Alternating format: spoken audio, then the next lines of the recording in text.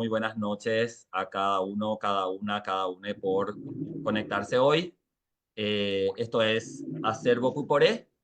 Son archivos de recuperación de la memoria TLGBI y un acervo de preservación de las poéticas TLGBI. Trabajamos como un archivo poético. ¿Por qué? Porque desde el movimiento TLGBI, desde sus inicios y desde el movimiento social en Paraguay, trabajamos con los archivos de memoria, memorias de la dictadura principalmente. ¿Y por qué es poético? Porque no es un archivo heteronormado, sino es un archivo que trabajamos desde el sentimiento, desde los mitos, desde la leyenda, desde la construcción de nuestras propias narrativas desde aquí. Hoy, en este 2 de diciembre, coincidencia total, no lo habíamos pensado en ese sentido, tenemos este conversatorio que lo denominamos Memorias del SIDA, ¿verdad? Las representaciones de los medios de comunicación en los años 90 en Paraguay. Coincidió justamente con el 1 de diciembre, que fue ayer, el Día Mundial de Respuesta al VIH. Entonces, para el día de hoy vamos a contar con dos personas invitadas principalmente. Por un lado tenemos a Fran Benítez. Él es un artista plástico, multifacético, músico, actor, hace intervención y él nos va a hablar sobre su trabajo de artístico en relación al activismo con VIH también. Y también nos va a acompañar Matías Mendieta. Matías Mendieta es un activista por los derechos de las personas con VIH. Él está por terminar antropología en la UNILA, en Foz de Iguazú, y él nos va a comentar también un poco sobre las dificultades que tenemos ante la visibilización de las personas con VIH y para el trabajo aquí en Paraguay, sobre todo de archivos y memoria, y no solamente desde el activismo, sino también que esto se replica en varios otros aspectos y otros espacios, como en la academia principalmente. Entonces, les damos la bienvenida a este espacio y para comenzar, yo les quiero hacer una pequeña presentación de algunos archivos de forma aleatoria de los que tenemos. En este momento estamos poniendo en valor y en reactivando nuestros archivos. Tenemos más de 3.000 archivos de prensa, tenemos más de 700 fotografías, tenemos en este mismo momento, Mariana está clasificando aquí al costado las carpetas de archivos con materiales visuales de los 90 para poder ponerlo esto también a disposición de forma digital. Y la idea principal es lanzar una convocatoria en donde cada uno pueda hacer su propio registro y contribuir con el archivo. ¿Cómo? Siguiendo un manual de 10 pasos. Agarro la fotografía que tengo, el recorte periodístico, un tríptico, un díptico, una peluca, un zapato, lo que sea, puede ser diferentes tipos de objetos. Hago una fotografía, etiqueto esa fotografía y subo a mis redes sociales con el hashtag de Acervo Pupore y también envío una copia autorizando su uso al correo electrónico del archivo Pupore, del Acervo Pupore. Entonces, mediante ese sistema colaborativo, pretendemos poner a disposición todo lo que podamos y poder construir un archivo de forma colectiva, un acervo comunitario, en donde el uso sea libre y donde esto pueda ser utilizado eh, para diferentes propósitos. Entonces, voy a compartir pantalla un ratito.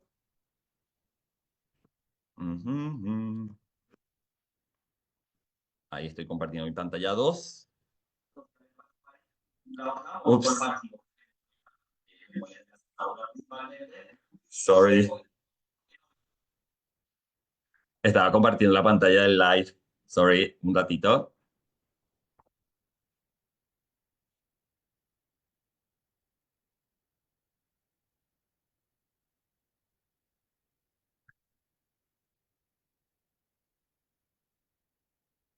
Ahora tiene que compartir ya.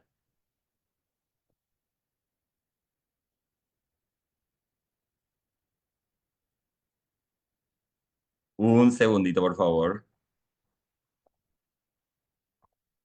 Eso es cuando no hago la prueba antes de empezar. Ahí están viendo. Estamos viendo la carta, o sea, es un texto. Un texto, La perfecto, perfecto. introducción, sí. Buenísimo, buenísimo, buenísimo. Entonces, ese Pero están viendo en la pantalla completa o no lo pueden ver. Perdón, disculpen que le pregunte esto. Sí, estamos viendo la pantalla completa. Bueno, buenísimo. Fantástico. Entonces, quería empezar un poquito mostrándole en este sentido los archivos. Estuve haciendo como una recopilación de artículos académicos donde trabajaban tema de VIH en Paraguay. Y la frase, y la única frase y el único párrafo que se repite en todos los trabajos realizados, bueno, por lo menos en lo que yo pude tener acceso, lo que está en la disposición en Internet principalmente, es solamente esta oración, este párrafo, que se repite en todos y que está extraído, se extrajo del informe, del primer informe sobre VIH que tuvo Paraguay, disponible en la web, que es del 2010 y el del 2000, el del 99, en esos dos se repite esta frase, ¿verdad? Que el VIH ingresa en el 95, se registra el primer caso, los dos casos primero se registran en personas homosexuales, ¿verdad? Hombres que tienen sexo con hombres, y luego en el 90 se identifican 5 casos de mujeres. Eso es lo que aparece repetidamente en todos los artículos académicos que pudimos acceder. Y eso se queda como muy corto. O sea, si decimos esto es lo que tiene la academia, o sea, ¿cómo pretendemos poder seguir avanzando en el trabajo de memoria? Entonces, ahora pueden ver que son los recortes periodísticos, son parte de nuestro acervo, parte del archivo. Esto es la portada del periódico Popular, donde aparece que el virus del SIDA ya está en Paraguay. Esto es de 1985. Obviamente, recordemos que en ese contexto todo era SIDA, no había una diferenciación entre VIH y SIDA, inclusive antes de eso, antes que se llame SIDA, inclusive se llamaba directamente el cáncer gay, ¿verdad? Era directamente el nombre que recibía. Eh, entonces, esto es como, y siempre los titulares eran en rojo, o sea, y en mayúscula, siendo alarmista, siendo, mostrando como esa carga de estigma que cargaba sobre todo la palabra y sobre todo hacia la comunidad LGBTI. Por eso también una apuesta política y una postura política desde el movimiento es trabajar siempre SIDA en minúscula y VIH también en minúscula para restarle esa carga que siempre, visual que siempre nos hizo tener los medios de prensa, los medios heterosexuales, obviamente, y durante muchísimo tiempo nosotros repetimos, ¿verdad? Mucha falta de documentación dentro de lo que es los periódicos de Paraguay. ¿Por qué? Porque nos falta hacer ese trabajo, nos falta ir nuevamente a los medios de prensa y visibilizar y centrarnos en la temática VIH. En este momento estamos haciendo el trabajo de fotografiar los medios de prensa del Centro de Documentación y Estudio, que tiene su base de datos, y estamos haciendo desde la caída de la dictadura del 89 hasta el 2003 estamos volviendo a realizar ese trabajo. Seguro que dentro de esa posibilidad y de esta tarea van a volver a salir nuevas noticias que nos van a poder ayudar a acrecentar este archivo. Esto, por ejemplo, es del 87. Confirma el segundo caso de SIDA en Paraguay. Entonces acá, por ejemplo, nos da datos, ¿verdad? Siempre esto va a ser en relación a muerte, en relación a estigma, pero cómo eso lo traducimos y, entre comillas, limpiamos estos archivos que están cargados de estigma, están cargados de una visión cis hetero, están cargados de una visión desde el Estado. ¿Cómo lo limpiamos? ¿Verdad? Y acá, por ejemplo, podemos tener que la primera víctima tenía 23 años y murió el 27 de septiembre. Esto como es abril, sabemos que es el 86. Ahí tenemos, por ejemplo, un dato fabuloso de donde podemos agarrar, no sabemos quién, o sea, no sabemos quién fue, obviamente por la confidencialidad, pero sí sabemos la fecha. Y justamente septiembre, donde es el mes de las 108 memorias, tenemos dentro de septiembre tenemos el Día de la Visibilidad Lésbica, tenemos un montón de cosas, entonces también tenemos acá una fecha, podemos buscar nuestra fecha nacional para trabajar el tema de VIH. Tal vez no pensarlo en cuestiones de muerte, sino pensar en otras cuestiones que podrían ayudarnos, ¿verdad? Tener nuestro Día Nacional, así como tenemos nuestro Día Nacional de la Visibilidad Lésbica, tenemos el Día Nacional de la Mujer Paraguaya, tenemos el Día Internacional, ¿verdad? Tenemos también el Día Nacional, tenemos nuestro Día Nacional por los Derechos LGBTI, que es el 30 de septiembre. Entonces, ¿cómo poder buscar fechas simbólicas también para buscar estas excusas de hacer activismo alrededor de esto? La siguiente noticia que vamos a ver esta es de 1985, o sea, es del 80, esta noticia ya es del 88, pero vuelve a relatar eso que hablábamos de la parte académica, que desde el 85 se registra en Paraguay y 29 personas fallecieron de SIDA en ese contexto, o sea, 29 casos registrados por el Estado, porque recordemos que mucha gente no asistía a los centros de salud, o mucha gente, si tenía recursos económicos, migraban a otros países en busca de algún tipo de solución, ¿verdad? Esto es ya prensa paraguaya, esto es del 89, travestis con SIDA, ¿quiénes son? Eh, este titular, si bien podría parecer muy alarmante o muy extremista, que lo es, pero si ustedes pueden fijarse mejor, aquí tiene un discurso muy progresista para hablar, si estamos hablando de los años 80, estamos hablando de 89, estamos hablando 2, 3 días después de la caída de la dictadura. ¿Quiénes son? No se sabe y no se debe saber porque sería contraproducente según los médicos. ¿Quiénes son las travestis y las prostitutas que pueden transmitir el VIH, ahí sí usa VIH, a sus clientes? Aun cuando se ha informado que entre los portadores utiliza, de SIDA hay más bisexuales que homosexuales, lo que ha despertado el miedo y la morbosidad de la población es el hecho de que haya 4 travestis transmisores, ponen esto, eh, que continúan tranquilamente en las calles, ¿verdad? Hace primero esto y luego sí trabaja el derecho a la confidencialidad y que el derecho a la confidencialidad es súper importante para evitar que las personas se alejen del sistema de salud. Entonces también es importante ver cuáles eran las narrativas de los medios de prensa en ese contexto, no solamente pensando en que vamos a encontrar siempre cosas muy negativas, que sí, vamos a encontrarlas, pero también vamos a encontrar posturas súper progresistas en ese contexto y que hasta el día de hoy seguimos trabajando por el tema de la confidencialidad para las personas que no lo quieran decir, pero también la visibilidad para las personas que sí estamos dispuestas a asumirnos como una persona con VIH, que eso es súper importante en este contexto de negación total, ¿verdad? Estamos hablando 88, 89, ¿verdad? Vamos, siguiente. Este también 28, el 98, 89, perdón, el 21 de septiembre del 89, 5 portadores de SIDA tienen vida profesional muy activa, entre comillas, obviamente que están hablando otra vez, hablando de vida profesional en el sentido de el trabajo sexual, ¿verdad?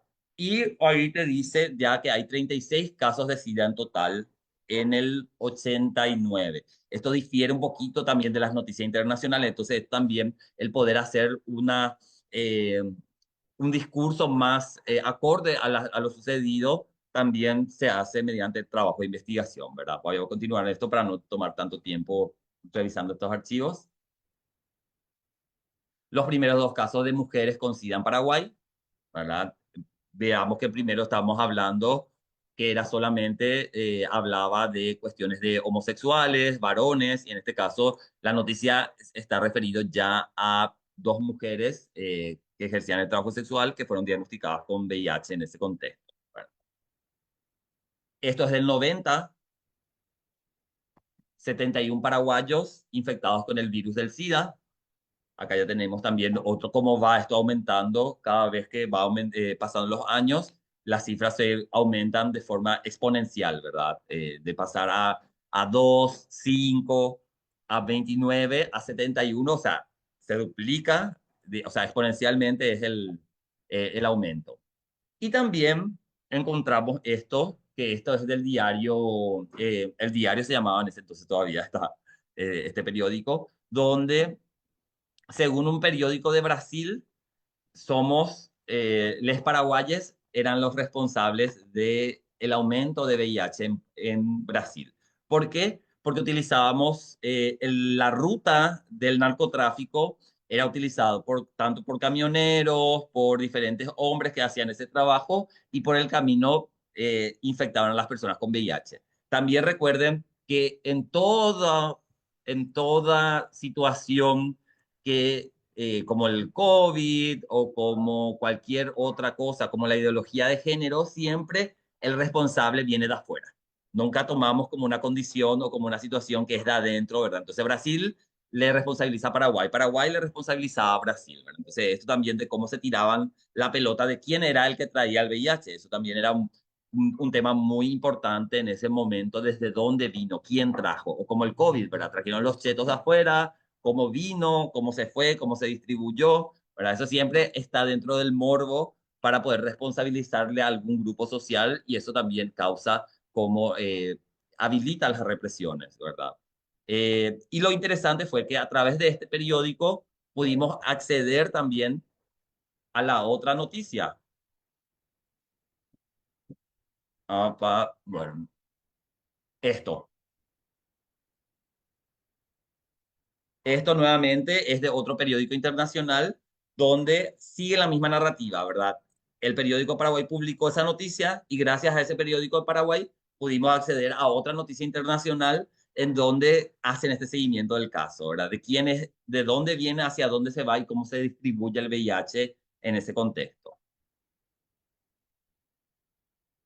Aquí tenemos ya una noticia que es de, esto ya es del 93. Se confirma el primer caso pediátrico de SIDA en una niña de 5 años, ¿verdad? También esto como va saliendo del poco homosexual, digamos, o de lo bisexual, de lo sexual principalmente, y pasa también ya a lo que es hoy, lo que sabemos que es una situación ya social, es la discriminación es una cuestión y el estigma es una cuestión social, no tiene que ver más con la propia enfermedad, sino tiene que ver con las reacciones que tiene la sociedad ante las personas con VIH, ¿verdad? También tenemos el siguiente, esto es el 95, y miren el titular, la esposa de un sidoso pide a jueza tenencia de su hijo menor, ¿verdad? Otra vez, como el VIH se convierte no solamente ya en una cuestión de salud, sino pues se convierte en una cuestión estratégica para poder disputar ciertos derechos. En este caso, el derecho eh, el derecho a poder tener la crianza o la tutela de los hijos, las hijas en este caso, ¿verdad? Siguiente. Y también se vuelve también dentro de lo que tenga que ver de los otros espacios ya fuera de lo que es la calle o lo que es la casa. Aquí tenemos también, el titular dice que los idosos no se le quiere ni dentro de la CIMET, ¿verdad? Que es el lugar para donde se ha de hacer tratamiento. Y esto también está dentro del contexto de Tacumbu, de la penitenciaría Tacumbu. Las personas privadas de libertad tampoco podían estar dentro de la cárcel y tampoco podían acceder al centro de tratamiento, que era la CIMET en ese contexto y que sigue siendo. Entonces, como también las personas no tenían un lugar donde poder recurrir, ni siquiera el centro que era destinado para el tratamiento estaba habilitado, así como tampoco la sociedad ni las instituciones estaban. Entonces era como un ostracismo, era el no revelar el estado serológico, es el no decir, es el quedarse a morir en tu casa o no había otras opciones en ese contexto. Esta es la noticia donde podemos rescatar también quién fue la primera persona que se asumió públicamente como una persona con VIH. En este caso tenemos a Carlos Pereira. Esta noticia ya es del 96, donde se relata ya su fallecimiento, ¿verdad? Y él fue la primera persona que salió en un programa de televisión, de la que tenemos registro, obviamente, que salió en el programa de Armando Rubín, hablando sobre que tenía VIH y obviamente dentro de, acá tenemos que salió en el programa de Armando Rubín, siempre cuando uno se asumía con VIH tenía que inventar una historia alrededor de cómo adquiriste el VIH. Nunca podías decir, ah, sí, soy homosexual y cogí y me transmití el VIH, ¿verdad? La narrativa generalmente era una transfusión de sangre, me fui al doctor y tuve una operación y en la operación me transmitieron el VIH. Nunca uno se podía asumir como que, bueno, tengo VIH, ya está. Tenías que buscar el origen y tenías vos que ser una víctima de esta enfermedad. No podías vos ser, o como en el caso de muchas veces nosotros mismos de la orientación sexual o la identidad de género, teníamos que decir, ah, mi tío me violó, no sé, siempre teníamos que buscar una excusa para poder justificar nuestro hecho de ser persona, ¿verdad? Hoy no, o sea, soy persona, necesito merezco todos los derechos, no tengo que hacer una genealogía de que Da Vinci, los griegos o que León, no tengo que hacer más nada de eso, ¿verdad? Soy así y listo, se merezco todos los derechos. Y en ese contexto también era muy importante el poder justificar de dónde, cómo llegaste a hacer eso, ¿verdad? ¿Cómo llegaste a ser una persona con VIH? Entonces, este también tenemos acá el caso de Carlos Pereira, que fue una de las primeras personas que en la televisión pública se identificó como una persona con VIH. Y luego tenemos acá el caso de Sonia. Sonia era una chica trans que emigró durante la dictadura. Ella se fue a Chile, ella se hizo una vaginoplastia en ese contexto y volvió a Paraguay para cambiar, bueno, con VIH para cambiar su nombre porque ella hizo un buen dinero, ella era de Caguazú, de Coronel Oviedo, hizo un buen dinero, entonces ella necesitaba hacer eh, el cambio de nombre para poder dejar unas herencias que tenía tanto en Brasil, en Europa como acá en Paraguay. Ella hizo su cambio de nombre, pero no pudo acceder, o sea, la sentencia dicen que salió a favor, pero ella murió unos días antes de que esa sentencia se pueda hacer pública. Y también dentro de esta noticia que vamos a ver en mayor detalle, el virus se paseaba, ¿verdad? Habla sobre el VIH, también la horrible verdad y también delirando en la CIMED, ¿verdad? Entonces, también se cuenta ahí su itinerario de vida, digamos, o de muerte más bien en este caso, en relación al VIH. Pero una cosa que más me encanta de todo esto es que ella era artista, pintaba cuadros. Entonces, también de lo que hablamos, vamos a hablar también hoy, cómo el arte estuvo acompañado y mañana también en el Juan de Salazar a las 20 horas vamos a tener en vivo, vamos a estar presencial ahí hablando sobre el arte como una herramienta también de refugio para las diversidades sexuales y también como una forma de contar nuestras propias historias, ¿verdad? Eh, otro caso, esto es también del 96, tenemos ahí docenas de sidosos sueltos. Recordemos que en este caso, en el 96, hubo redadas masivas, sobre todo de trabajadoras sexuales, tanto cis como trans, donde fueron arrestadas, fueron privadas de su libertad y les hicieron test de lisa de forma no voluntaria. Entonces, estas personas, y de las cuales dieron 20 casos dieron positivos y esas personas tuvieron que huir, muchas huyeron del país inclusive, otras se fueron al interior para no poder, porque no podían enfrentar la situación, sobre todo esta situación de exposición mediante los medios de prensa. Ah, pues. Y antes, esto era como le contaba lo del caso de Sonia, los pedazos donde habla de cómo ella, de dónde trajo el VIH, cómo se transmitió, cómo estuvo en la CIMED delirando sin que se le pueda hacer mucho caso. Y finalmente, cuando hablábamos del tema de sus cuadros, es que fueron quemados todas sus pertenencias, como cualquier otro caso, en ese contexto donde las personas con VIH eran, todas sus pertenencias fueron como desinfectadas, eliminadas, y dentro de eso muchas partes de nuestras memorias y nuestros recuerdos, entre ellos los cuadros de Sonia, sus obras de arte fueron quemadas. Yo me imagino que ha de haber varias otras obras de arte de Sonia en algún otro lugar, alguien ha de tener. Así que por favor, si vos tenés una obra de Sonia, por favor no nos prive de poder ver su trabajo y de poder recuperar las memorias de Sonia también. Y en ese contexto, como hablamos también de esto de los cuadros, de los artes, del arte, hoy vamos a hablar de dos personas, uno de Feliciano Centurión, un artista paraguayo que tuvo que emigrar, donde toda nuestra estética en realidad de Acervo Piporé está basada en Feliciano Centurión. Por eso ustedes ven que todo tiene punto, todo tiene costura, la parte visual. Es un homenaje también hacia él. Él fue una persona que falleció, que murió de VIH también. Entonces, el homenaje de hoy, por un lado, a Feliciano Centurión, y la otra persona es Genaro Pindú, y que por eso hoy Fran nos va a acompañar. Genaro Pindú también muere de VIH, un mega artista, un ícono del arte paraguayo, y Pindú dijo a sus amigos, yo amo esta enfermedad porque gracias a esta enfermedad pude organizar mi vida.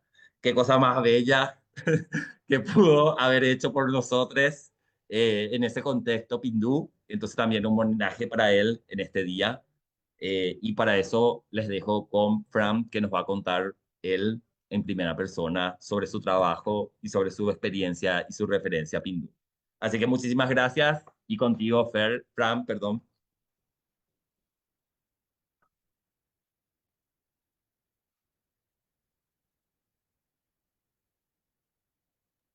Fran, Ahí se contigo. escucha, ¿no? Hola, Sí, se ahí me escucha escucha. súper bien. ¿Qué tal? Bueno, me llamo Fran. Estuve haciendo activismo en Argentina el año antepasado, antes de venir a Paraguay y de hacer la obra de la pirámide de Pindú. Pero ya en Argentina había aprendido un montón de activismo. Estuve dentro de un grupo de activistas que se llama ACTAP Argentina, donde yo les conté mi historia, justamente cómo pasé, lo que me sucedió a mí, a mis amigos, y ellos como que me enseñaron a cómo llevarlo mejor, ¿no? Cómo tratarlo, y también me dieron la oportunidad de empezar a hacer arte como una forma de descargarlo. Que de hecho empezó como casi todo, siempre empieza por algo malo, que lo vamos transformando en algo bueno, algo artístico por lo menos. Después de trabajar con ellos y de aprender un montón, dije, si una persona como yo puede aprender, me imagino que cualquier persona de cualquier contexto dentro inclusive de la comunidad también puede aprender a hacer activismo. Y eso quise venir a traer a Paraguay, pero ya estando en Buenos Aires pensé así, ¿cómo puedo hacer algo que tenga, algo que sea bien paraguayo, algo que tenga sentido? Y me recordé la historia de Pindú. Por más que la teníamos muy vaga en la cabeza, recordaba todo el tema de arquitectura por una compañera de colegio que le gustaba mucho la arquitectura y me había contado de él. Pero vagamente me había recordado, era un arquitecto que falleció por complicaciones del VIH y falleció con ¡bam! Al toque. Empecé a revisar la historia de Genaro y me di cuenta que él estaba dentro de la época de la dictadura, tuvo que exiliarse, que tuvo depresión también, que muchas de sus obras fueron quemadas, un montón de cosas. Es como el personaje definitivo de lo que es el estigma dentro de la sociedad. Eh, Él tenía un concepto arquitectónico que yo utilicé mucho en esa época porque me parecía lo más correcto, que es utilizar cosas de la antigüedad o de la historia y adaptarlas al futuro como para contar algo. Él utilizaba mucho arquitectura, le gustaba mucho utilizar en su arquitectura, eh, ¿cómo se dice? Estos conceptos estructurales muy antiguos, como pirámides, especialmente lo que vemos en su obra. La mayoría de las casas que él construyó tenían artes piramidales o obras muy antiguas y eso él utilizaba mucho. Le gustaba mucho ser vanguardista, como decían muchos, renovarse todo el tiempo. Son conceptos que, miren que una persona de la comunidad de hace mucho tiempo nos estaba enseñando cómo ser. Me gustó de más, por eso decidí hacer la pirámide de Pindú, que es una versión de una de las fachadas de su casa, que es una pirámide, eh, una obra que quedó inconclusa, que las pueden ver inclusive hoy día está ahí, pero es como ver el trabajo, el delirio de la loca, pues es diferente. Cuando vos le mandas a hacer un vestido a una persona LGBT, te pone todo alas, te pone todo purpurina, lo mismo lo hace un arquitecto, que te pone una pirámide ahí. Es tan imponente ver el trabajo de ellos.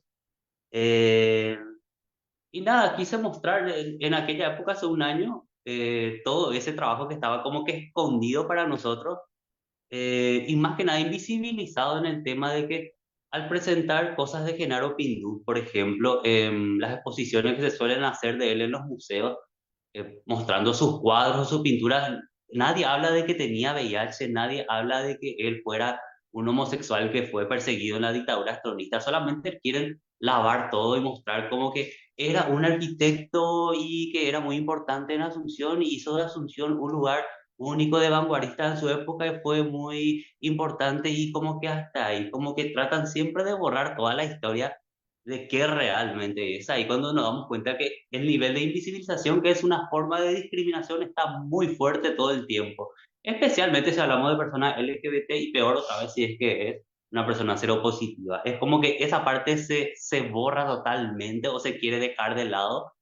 Inclusive cuando quise exponer la pirámide en un museo X, me dijeron, es que la gente no quiere que se le recuerde así a él, como que una persona LGBT con VIH, era como yo, ok, ya me di cuenta, no hace falta que nos diga pero para mí sería importante que tal vez algunos estudiantes de arte o arquitectura o de literatura sepan que hubieron personas también así como ellos, que pasaron por lo mismo y que lograron hacer grandes cosas sin importar, ¿no? Todo el estigma y la discriminación. Yo creo que la visibilización es una forma de combatir al estigma, pero tajantemente, como que esto pasó, esto fue así, y bueno, o sea, no le permitió seguir siendo uno de los paraguayos más importantes a nivel internacional, reconocidísimo, no solamente en el ámbito de arquitectura, sino también de la literatura.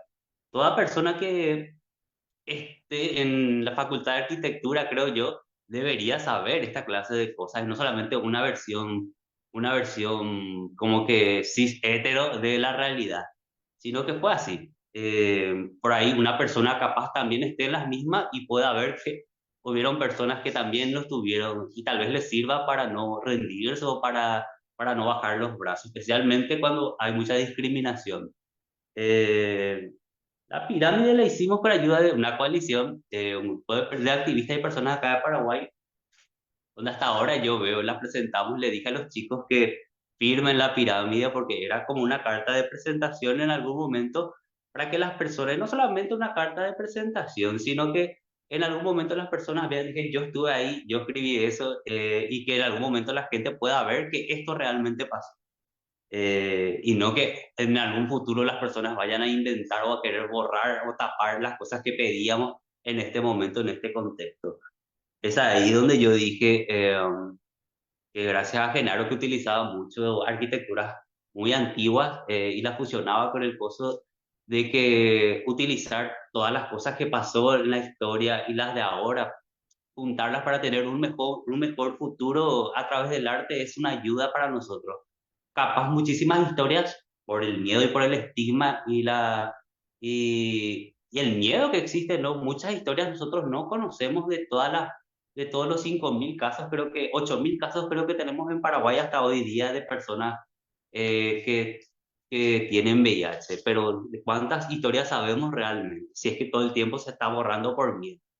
Eh, Solamente mostrar eso, de que tal vez con un poquito de arte pueda esa parte de la historia seguir contándonos lo que los demás no quieren. Eso es lo que yo creo que, quise mostrarlo con la pirámide Pindú. De hecho, que me ayudó mucho también a unir otros polos de mi historia misma, porque cuando yo empecé a tener tratamiento antirretroviral, había escrito con otro artista de otro país y me había contado su experiencia que era totalmente inversa a la mía, y como también trabajé con él justamente por eso, como los dos polos de la misma situación, una buena y una horrenda, pueden crear algo juntos. Y creamos con un artista que se llama Magenye, o sea, ya se llama Magenye, de Venezuela, y creamos una versión de la pirámide digital. Y la pusimos un montón de símbolos porque nos encanta todo el tema de mostrar artísticamente lo que pasa. Eh, Eso creo que también fue muy importante para mí trabajar con él, porque es como un lado opuesto mío que está en algún otro lugar. Mostrar todo eso también me ayudó a mí de cierta forma a liberarme de cosas, no solamente contando las historias de los demás, sino también un poquito la mía. Es como que eso ayuda a que los demás puedan sentirse identificados, capaz, especialmente los que son muy invisibilizados, y nada, que tal vez en algún momento puedan ser comprendidos, creo yo. Y no sé si tengo algo más que contar. Eh, También estuvimos mostrando cómo reducir el estigma. Eso lo aprendí en Buenos Aires gracias a un grupo de activistas.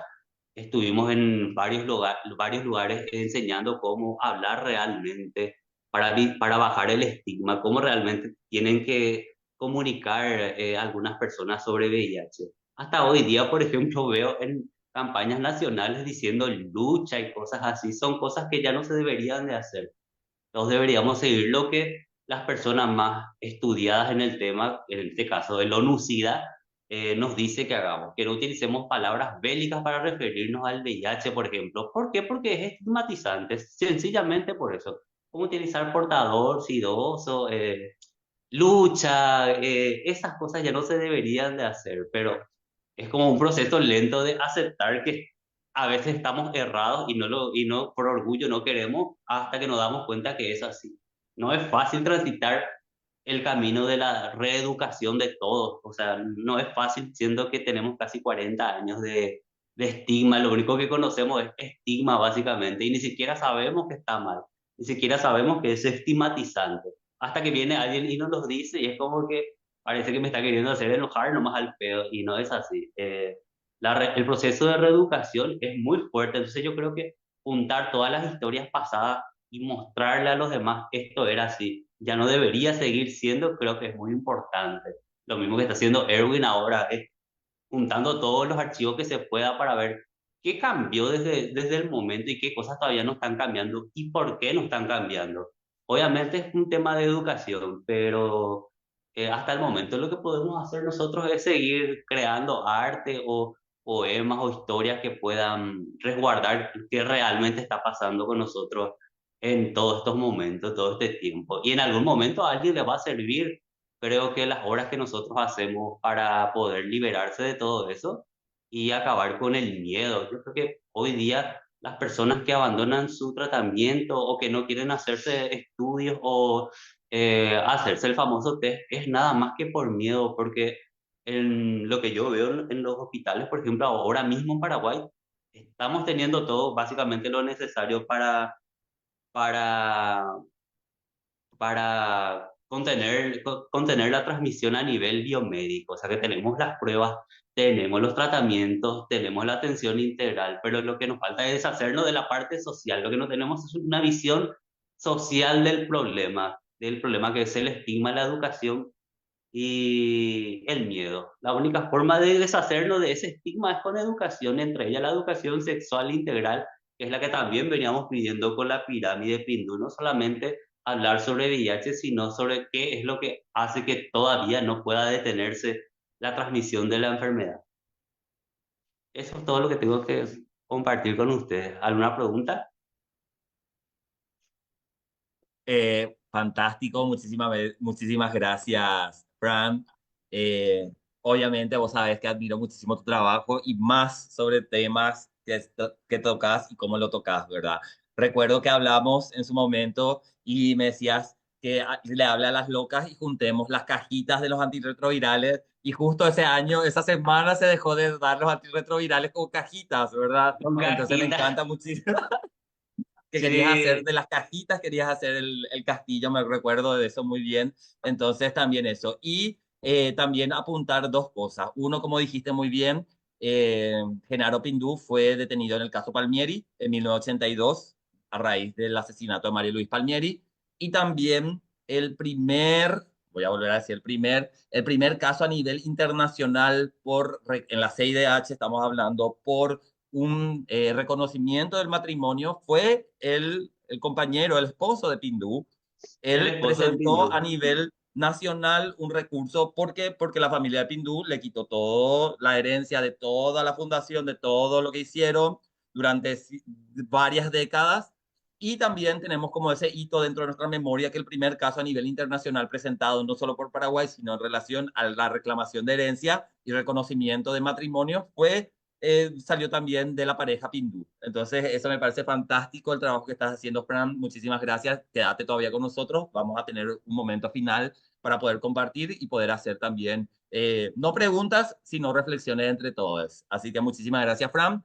Y ahora quiero dejarle a Matías que nos hable un poquito él, que nos cuente un poquito de la experiencia del activismo VIH en Paraguay y de cómo podemos o cuáles son las barreras que tenemos para poder continuar y haciendo un trabajo no solo de archivo, sino eso que decía Fran, que el problema principal que tenemos aquí en Paraguay y en muchos lados es que no tiene que ver con una cuestión biomédica, tiene que ver con una cuestión social. Entonces el VIH no tiene que ver más con una cuestión de salud física, sino tiene que ver con una cuestión de salud mental, tiene que ver con una cuestión cultural y tiene que ver con una invisibilización totalmente, que es una forma de discriminación, como lo dijo Fran, no lo digo yo, lo dijo él, y es así totalmente. Yo también afirmo y coincido con él. Así que muchísimas gracias, Fran, y contigo, Mati. Bueno, hola, buenas noches a todos. La verdad me siento muy feliz por la invitación para participar de este conversatorio. Y después de estas magistrales presentaciones también de informaciones muy necesarias que Erwin está trabajando ahora en el archivo Puporé y bueno, Fran también hablándonos a partir del activismo. Y voy a hablarles un poco a partir de mi experiencia también. Al igual que Fran, yo inicié prácticamente mi activismo en VIH en la ciudad de Buenos Aires, que, que es así como algo muy que rescato el hecho de que Buenos Aires históricamente ha sido una ciudad que ha recogido no solamente activistas, sino artistas, cantantes y personas que de alguna forma contribuyen a la formación identitaria de Paraguay, ¿verdad? En todos sus ámbitos. Y más o menos para comenzar un poco a meterme en el área de las dificultades y las barreras que tenemos en toda la materia que abarca ahora el VIH, quería traer un poco el pensamiento del antropólogo francés René Girard, que hablaba sobre su teoría del chivo expiatorio. Y esta teoría me pareció muy contundente traerlo porque nos ayuda también a entender como todo el tejido social actual, pero como esa construcción que tenemos sobre la memoria del VIH, de las disidencias, de las personas TLGBI, ¿verdad? ¿Por qué? Porque menciona que las violencias son inherentes a las sociedades, pero lo rescatable es el tema del sacrificio ritual que existe, o la persecución de un otro. Y eso ya mencionaba Erwin, explicando sobre los recortes periodísticos que hablaba sobre culpar a un mal determinado de un territorio a algo foráneo, a lo que se trae, a lo que viene, a lo que se exporta, y no necesariamente como algo del territorio. Claramente comprendemos que el VIH es un problema global, pero bueno, cada territorio tiene sus particularidades. Actualmente yo soy estudiante de antropología en la Universidad Federal de Integración Latinoamericana, en Foz de Iguazú, en la frontera de Brasil con Paraguay y Argentina. Eh, y tenemos así bastantes barreras en torno a la investigación, por ejemplo. En Paraguay, históricamente, las personas LGTB seguimos siendo invisibilizados por, bueno, diversas cosas. Primeramente, el Estado.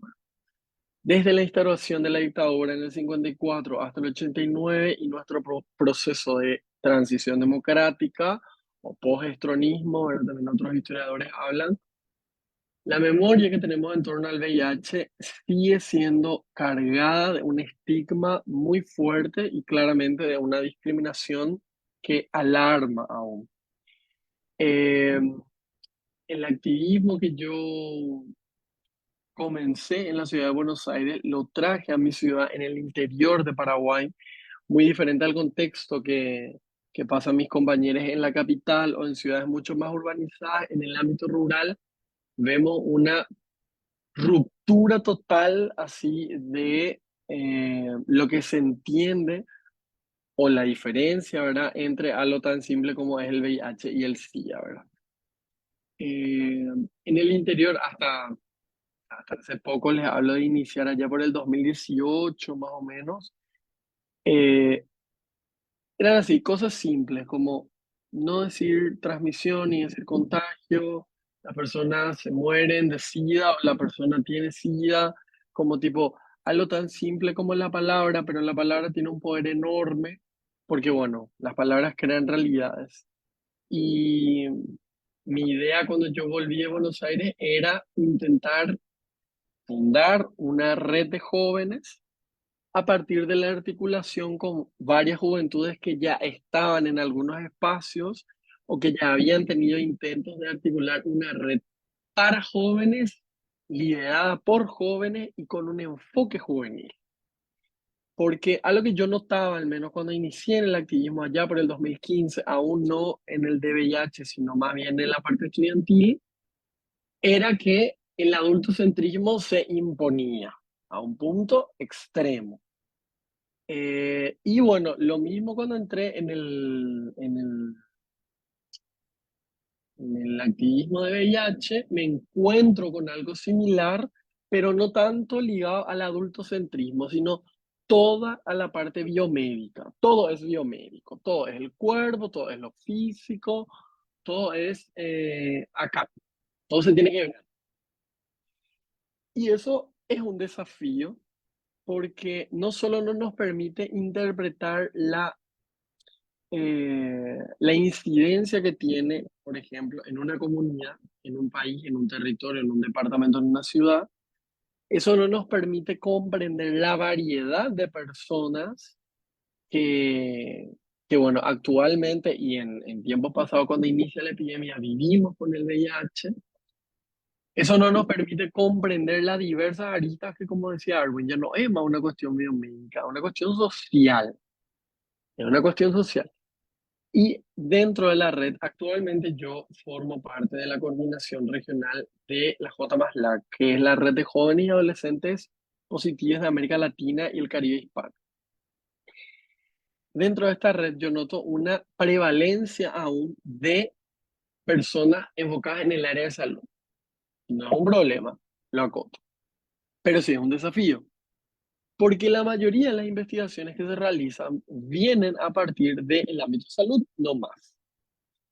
Tipo, la antropología actualmente la aborda de manera muy escasa el VIH, porque bueno, el método etnográfico aún sigue teniendo algunos contratiempos ahí para hacer como mediciones, pero es complejo porque en mi universidad, que es una universidad que aglutina a estudiantes de diversos países de América Latina, no cuenta con mucha investigación sobre VIH. Y las pocas investigaciones que existen sobre VIH son de los cursos de medicina, salud colectiva con enfoque en epidemiología y tipo biología. Y no hay casi estudios en el ámbito de la sociología, súper importante la antropología, en el derecho, porque bueno, desafíos así a nivel macro tenemos la desfinanciación de las agencias globales, el, el reenvío de los fondos a cuestiones que se están volviendo como mucho más fuertes y mucho más eh, del momento, no claramente importantes, que es por ejemplo la crisis climática. Y a veces nos estamos olvidando de entrelazar un poco. O sea, hoy nosotros vivimos migraciones climáticas. Muchas personas con VIH tienen enormes desafíos en territorios altamente vulnerables por la crisis climática, de, por ejemplo, acceder a servicios de salud. Y eso no está siendo abordado ni por la academia, ni siquiera por los organismos estatales. O sea, cuando nosotros hablamos de derechos humanos, tenemos que acordarnos de que, por ejemplo, el presupuesto que reciben las entidades públicas de un Estado, como por ejemplo puede ser el Ministerio de Salud, el Ministerio de Bienestar Social, el Ministerio de la Defensa Pública, es muy importante a la hora de hablar sobre políticas públicas y sobre políticas afirmativas, que realmente se vuelvan afirmativas. Porque a veces, y con esto voy a como encerrar un poco, eh, el activismo, la academia y la parte pública no articulan para poder llegar a ese fin que es el beneficio de la sociedad. Y tipo, las personas con VIH seguimos teniendo una carga súper estigmatizante, la visibilidad como herramienta política aún es un desafío, inclusive dentro de las organizaciones que trabajan VIH y que abordan como la importancia del empoderamiento de las personas que viven con VIH, igual sigue siendo muy difícil, porque no somos personas vulnerables, somos personas altamente vulnerabilizadas. Y eso es complejo. Y en el caso específico de Paraguay, eh, el primer caso se tuvo en 1985. Hoy en día, los medios de prensa aún siguen utilizando contagio, siguen utilizando enfermos de SIDA, y eso claramente crea una idea de cómo se nos mira a nosotros dentro del tejido social. O sea, como la muerte social es algo que creemos a veces que está como superado por varias cosas que hemos logrado, porque claro, todos esos procesos de violencia sistémica son respondidos por procesos de resiliencia fuertes. Los movimientos sociales, nuestro empoderamiento, nuestra participación política, que la política no necesariamente es estar dentro del Estado, sino es parte a partir de la conciencia individual para luego ir a la conciencia colectiva. Entonces, ese es mi humilde aporte. Me hubiera gustado preparar como un poco más de cosas, pero eso, muchas gracias a Erwin por el espacio y por las personas que están acá viéndonos desde muchos lugares. Gracias a vos, Mati, por nada, por favor. Estos espacios están planeados y creados justamente en el sentido de poder generar estos debates y utilizar estos espacios para poder hablar de temáticas poco difundidas generalmente, como son las memorias y los archivos. Bueno, acá hoy está muy en auge a nivel regional el tema de los archivos de memoria, pero sobre todo también poder aprovechar estos espacios para instalar un discurso alternativo a lo que venimos escuchando, sobre todo teniendo en cuenta que la única oportunidad ahora que se habla de VIH es alrededor del 1 de diciembre, siendo que antes era como un trabajo constante. Y otro punto también de recomendación de las personas que no viven con VIH es no tener el miedo y como una cuestión política, asumirse como persona con VIH en ciertos espacios. O sea, si decimos y decimos nosotros, ay, no, el VIH es, no pasa nada y tenemos un discurso progre, pero yo no tengo VIH, dicen las personas, pero tengo amigos, tengo amigas, entonces no tengan miedo de decir soy una persona con VIH, aunque no lo sean. No tomen la voz de las personas con VIH, obviamente, pero en sus círculos de amigos digan un poco, prueben a hacer un poco y digan que tienen VIH. Ese es un desafío que les proponemos desde este espacio. Y lo otro, como habrán visto, la mayoría de los recortes de prensa que tenemos necesitan retoques, necesitan ser encuadrados, necesitan hacer transcripciones. Entonces también otro desafío que les propongo para las personas que quieran colaborar con la causa y no lo saben cómo hacerlo, les propongo que pidan esos archivos, escriban a Acervo Piporé y nos pidan esos archivos para que puedan también colaborar con la comunidad. No solamente se pueda colaborar asistiendo a una marcha, asistiendo a las charlas, sino también ofreciendo su trabajo, porque estas actividades, a más que ahora el Juan de Salazar, gracias al Centro Cultural Juan de Salazar, nos dio la posibilidad de y nos dio el espacio y un poco de recursos para poder generar estos espacios. Esto es un trabajo que lo venimos haciendo de forma voluntaria y de forma apasionada desde hace muchísimo tiempo, muchísimas personas. Entonces, ese también es un desafío que les propongo a cada uno, cada una. Entonces, hablábamos de varias cosas. El archivo, hablábamos del VIH, hablábamos del arte como una forma de expresión y hablábamos también de las limitaciones que tiene la ciencia en este contexto, en el contexto de investigación y de invisibilización de las historias. Entonces, yo quiero dejar a nuestros invitados que nos puedan dar como unas palabras finales en relación a los desafíos que tenemos. Yo sé que ya lo dijeron, pero me gustaría una vez más, si Fran nos puedes comentar antes de despedirnos alguna cosa más que nos quieras decir sobre el arte, sobre el VIH, sobre el activismo y luego también lo mismo para vos, Mati. Contigo, Fran, porfis.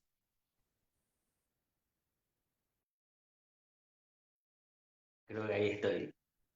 Y nada, yo creo que como estamos tan acostumbrados a vivir en discriminación, no nos damos cuenta de que estamos siendo sistemáticamente vulnerabilizados, pero en el momento que alguien nos enseña, como me pasó a mí en el caso de estar en Buenos Aires, donde ellos ya tienen implementado la educación sexual integral, donde el activismo está más desarrollado, donde tienen mucho más conocimientos que impartir, uno se da cuenta de la realidad en la que uno vive. Por ejemplo, en Paraguay decimos, acá estamos tan retrasados, estamos tan acostumbrados a la discriminación que no nos damos cuenta que estamos dentro de ello.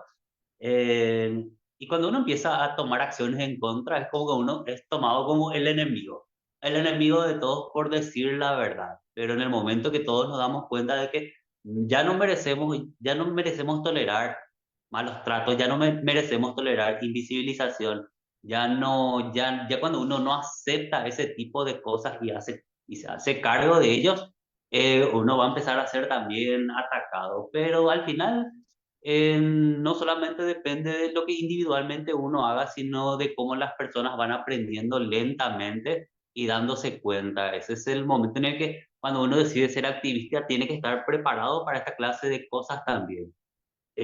Ahora, por ejemplo, tuvimos un problema global gigante que fue el auge del neoliberalismo, ¿no? De estar así con políticas como la de Trump o como la de Milley, por ejemplo.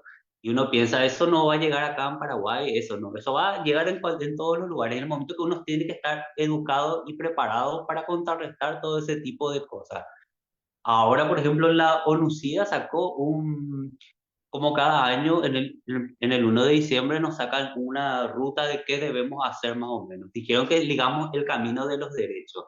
Por más que acá en Paraguay nosotros tenemos, gracias al trabajo del Ministerio de Salud que se puso o sea, desde mi parecer, se puso las pilas, hizo muy bien trabajo. Hubieron muchos hospitales nuevos, muchos nuevos mecanismos de poder encontrar los test, acceso público. Lo que Paraguay todavía no está mirando en el marco de seguir el camino de los derechos es que no estamos viendo a la enfermedad como un problema social, solamente lo seguimos viendo como un problema biomédico porque no estamos educados para verlo todavía así. En el momento en que nos damos cuenta que también es un problema social y cultural, empezamos a replantearnos qué derechos nos faltan y ahí entramos en las políticas públicas que, por ejemplo, Argentina pudo tener el año antepasado, pero que vienen pidiendo desde hace 10 años más o menos. Que haya reinserción, que haya menos estima, que hayan observatorios de cómo funcionan estas cosas discriminatorias, que se puedan hacer los reclamos pertinentes en los casos de discriminación, no solamente en los hospitales, sino en la sociedad. Hay un montón de cosas que todavía nos falta incluir dentro de las políticas públicas de VIH acá en Paraguay, que no tienen un enfoque biomédico, tienen un enfoque social. Eso es lo que yo quiero que ahora este 1 de diciembre, que estamos en el camino de los derechos, todos los que estén escuchando se den cuenta de que necesitamos también políticas públicas con un enfoque social. Gracias, Fran, muchísimas gracias. Concuerdo totalmente contigo. Mati, contigo, antes de despedirnos. Deja prendida tu Y, cámara, Fran, para que te veamos. A las 3 nos veamos. y, y la verdad que tenemos mucho trabajo.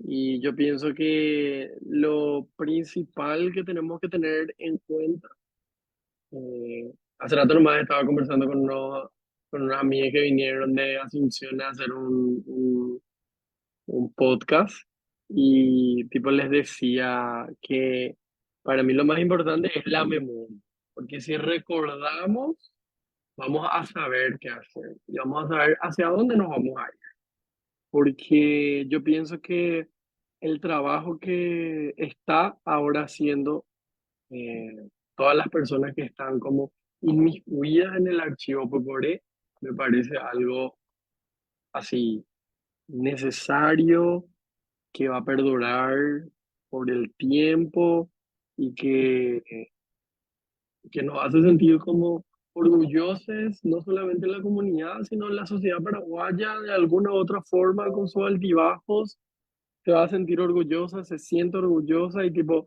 que se llame Puyporé, luego a mí al menos ya me parece lo súper, súper hermoso, o sea, porque a la gente que no habla guaraní, Puyporé es como legado, y es como el legado también que le vamos a dejar a la gente, el legado que ya se comenzó a construir, sino que nosotros vamos contribuyendo nomás a ese legado y eso es algo demasiado hermoso, demasiado digno, demasiado rescatable y nada, hay que irnos porque la lucha no continúa, es continua. Gracias, Mati. Muy emocionante lo que acabas de decir. Asimismo, como dijo también Fran, muchas cosas en Paraguay se consiguieron. Tenemos acceso a nuestros antirretrovirales, tenemos acceso a los test, pero nos falta un montón de cosas. Todos esos logros se consiguió gracias a la sociedad civil organizada, fue la que luchó por los presupuestos, fue la que luchó por el Ministerio de Salud tenga esos lugares. Hoy el Ministerio de Salud cree que es dueño del VIH, y no, seguimos siendo la sociedad civil, por eso no hay que olvidar cuando las personas, los desabastecimientos que tuvo Paraguay, no hay que olvidar que las personas se iban con bolsas en la cabeza para retirar sus antirretrovirales, no hay que olvidar todas las muertes que hubo en la comunidad LGBI, que nos privó de nuestras memorias, o sea, toda esa gente que falleció en cadena, eran 20, 25 por año, en una época especial, en invierno, moría una, moría otra tras otra de la depresión, morían de seguido. Entonces, toda esa memoria y todos esos archivos que se fueron, hoy lo estamos tratando de recuperar en honor a todas esas personas. Y así como dijo Mati, el Puporé, el acervo, el legado, el camino, las huellas, es el camino de Carla, bajando la escalinata, es el camino de los 108 por calle Palma, es el camino que tuvo que hacer Pindú para exiliarse, es el camino que hizo también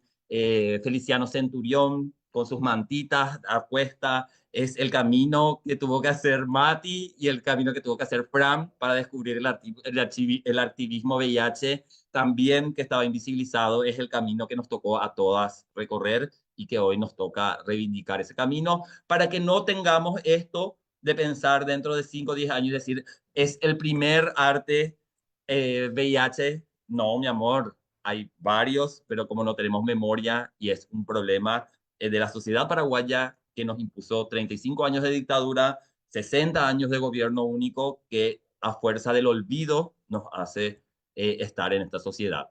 Y a mí en realidad me preocupa muchísimo más la gente de otros países con sus llegadas de gobiernos de derecha porque tuvieron derechos y están retrocediendo. Nosotros en Paraguay nunca tuvimos nada de eso, siempre estuvimos dentro de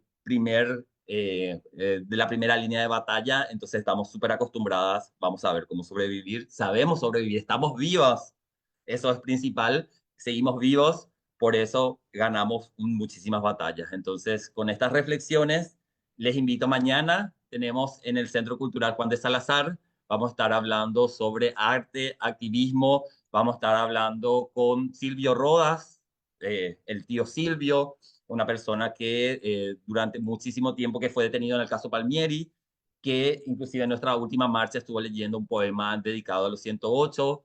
El tío Silvio tiene muchísimas experiencias dentro del arte y como inclusive llegó a ser uno de los primeros personajes trans dentro de la obra de teatro, dentro del contexto de la dictadura. Y también nos va a estar acompañando Edu Barreto. Edu Barreto nos va a mostrar desde la sistematización de los logos de la marcha, cómo hicimos ese pulporé, cómo hicimos ese camino para encontrar nuestra propia identidad, cómo pasamos de sacarle al 108 de esa caricatura monocromática de las páginas del diario El País a llevarlo a que desfile con colores en la escalinata. Entonces mañana les esperamos, por favor, en el Centro Cultural Juan de Salazar a las 20 horas. También va a estar grabado esto para que la gente que no pueda asistir lo pueda observar más adelante. Así que muchísimas gracias por dejar su puporé. Gracias, Mati, por dejar tu puporé en este acervo. Gracias, Fran, por dejar también tu puporé en este acervo con tu arte. Muchísimas gracias y nos vemos mañana.